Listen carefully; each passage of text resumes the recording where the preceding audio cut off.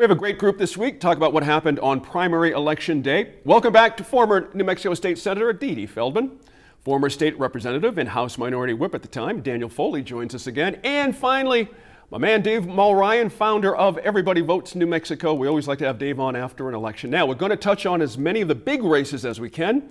And then a little bit later in the show, we'll focus our attention ahead for the general election. But the headline after the primary was former weatherman Mark Ronchetti's big win, taking the Republican nomination for governor. Daniel, let me start with you here. How did he pull off such an overwhelming victory considering he got 58% of the vote with a fairly crowded field? Yeah, I think there's multiple things to talk about. First of all, Gene, and you know I always take shots at you, and we're good friends. You know, do you introduce U.S. Senator Ben Ray Lujan as former blackjack dealer? Former Ben Ray Lujan. So I think people aren't buying the myth that he's just weatherman Ronchetti, right? I think that was a big push, and I think he did a good job of getting out around the state and letting people see, you know, maybe the weatherman isn't just a weatherman.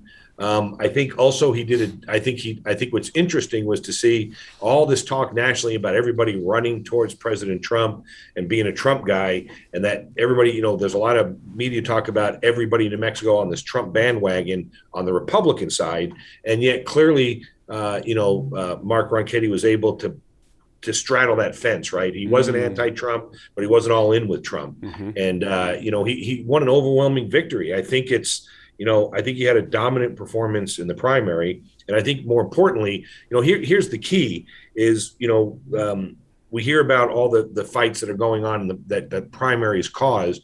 But I think what happened with Ronchetti is he ran 10 ads during the primary, 10 ads, 10 TV ads. 7 of those ads were general election ads. 4 of those 7 were contrast ads with Michelle Lujan Grisham. So, with the governor. So I think that, while everybody else was trying to position, I think there's a lot to be said for showing up and assuming you're the nominee. I do think one of the big takeaways, as we were talking off camera, and I'll bring it up here, is how in the world does a guy not even get on the ballot at the Republican pre-primary convention and then get 58% of the vote in the primary? It shows you that, 1, the party is flawed and dysfunctional, and 2, that this whole pre-primary convention thing, it's time to go, right? I mean, you can't have 600-700 people making decisions for 300,000 people in New Mexico. They clearly are not representative of the majority of the people in the party because, this guy, I mean, he didn't even gather enough votes to get on there. Thank God there's a way to get on there. And he got on there and he overwhelmingly won in the primary. So I think he's positioned very well going into the general election. And I'm not the only one who thinks that. I would say, literally today or yesterday, I think the RGA was up with ads against Governor Grisham. And I can't remember another time that within a day or two of the election that the people going after them, especially on the Republican side, was up this early with a candidate. So they must feel really good about Ronchetti's chances. I have to agree. I hadn't thought about it that way. It's an interesting point. Let's talk about Rebecca Dow, Senator Feldman. I have to personally confess, I was a little shocked. She only gathered 15% of the vote. And I've been talking about this with a lot of people. A lot of folks come down to the idea that she sort of hurt herself with the way she came out of the gate, her ads, all that kind of thing, so strong against Ronchetti.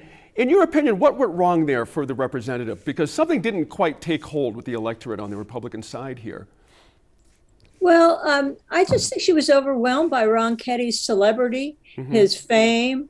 He's well known to New Mexicans, and legislators always think that they're better known than they really are. Fair point.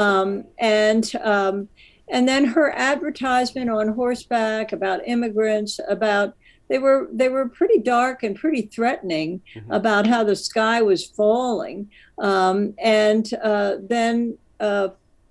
she got attacked tremendously by Ronchetti. This was a big surprise to me, how somebody who was like 25, maybe more points ahead would do a very hard-charging negative campaign against Dow, basically saying she harbored sexual predators in her business and it was a threat to preschool children.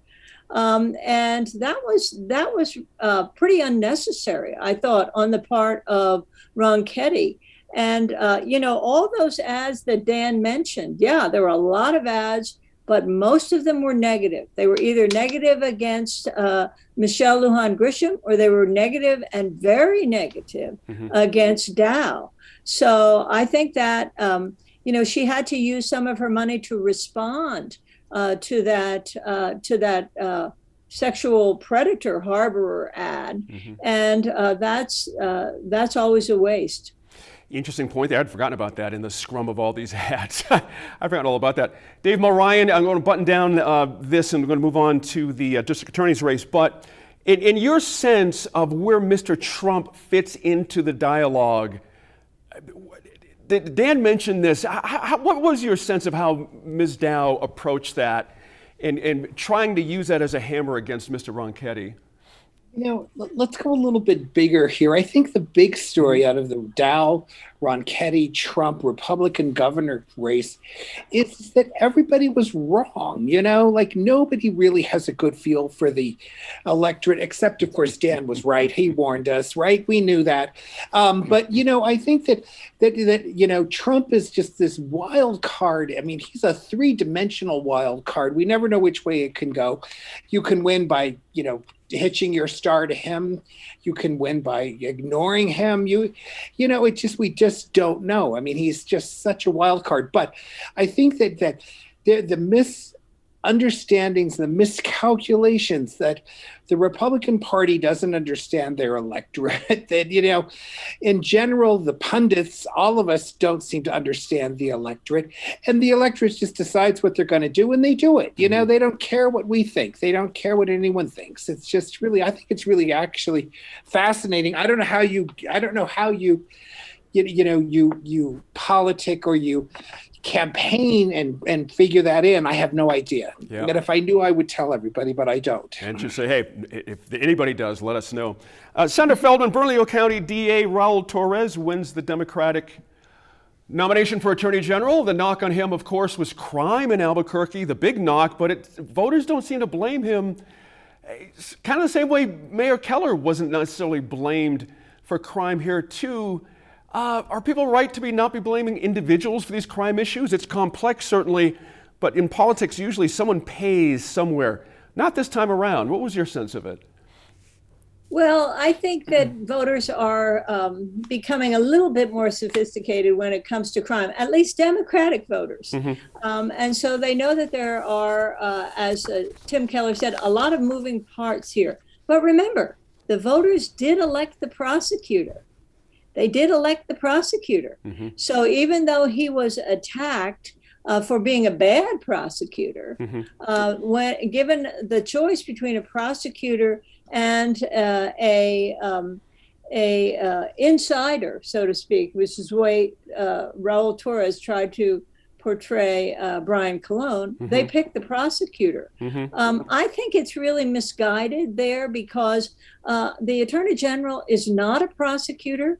That is not the job of the Attorney General. The Attorney General really is much more of an administrator concerned with ethics, transparency, civil law rather than criminal law. And it's really the courts and the DAs that play much more in that arena. Dan, real quick, go ahead, if you would. Sorry, Gene, go ahead. Just real quick, I want to get your thoughts on what Dee Dee just mentioned, but I got another subject I want to put to you as well. Go ahead, give me the subject. I'll work them in. Mr. Colon, what did he do wrong there? What didn't work for him? Yeah, I mean, I think, in politics, as we all know, it's always death of a thousand cuts, right? It's rarely, short of murder or something like that, it's rarely that's the one thing. I think what really hurt him was not giving ground when that father came on and said, "Stop using my son in your ads." Gotcha. I think that really touched a lot of people. I would think, he and not only did he not take it out, it got brought up in the debate, and he took a hardline stance saying, I'm going to do it anyway. I thought it was interesting to see that Raul, who, by my standards is a fairly progressive individual. I would put him in the progressive camp of the Democrat Party. He beat Brian Colon in places like Chaves County. Right. Progressives don't normally do well in places like Chaves County, even among Democrats. And, Raul, he seemed to really get it together. And to Dee Dee's point, I think the people, regardless of what you think the AG's job is, I think people believe he's the top cop and he is responsible for fixing crime. And I think, it's clear that whether you're a bad prosecutor or a good prosecutor, having prosecutorial experience over political experience means something when you're running for attorney general. What I do think moving forward is I do think this primary really opens up an opportunity for potentially the Republican candidate running for attorney general in New Mexico. That's going to be interesting. Hey, Dave, real quick, a group backed by former GOP chair Harvey Yates bankrolled a lot of moderate Democratic candidates for the State House. Very interesting. Hoping to take some of the thunder out of the progressive options off the table before the general, I would imagine. Many of those candidates lost, though. What does that say to you, that lack of success? Money can't buy you love or votes. I mean, Yeah. in some ways. And I think that, just throwing money at a problem, although if you're throwing it my way, it's fine, but it tends not to work. People really aren't fooled, And I like the idea. I mean, I think that moderation in some ways is a good thing. This isn't the way to do it, as we learned and stuff. So it's just, I think that, as a strategy, it makes sense. But I don't know. You just cannot just throw money at it and hope it'll work, because it tends not to. Mm-hmm.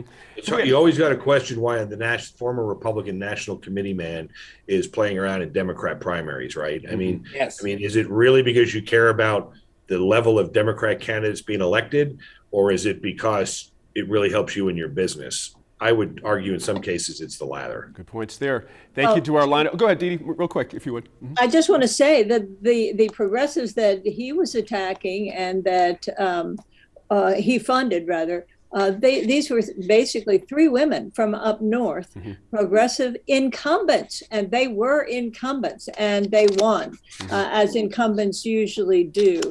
They were also funded by and were part of the speaker's race in the House, and they were funded by Patricia Lundstrom, who is wanting to move up there. Good points there. I'm glad you got that in.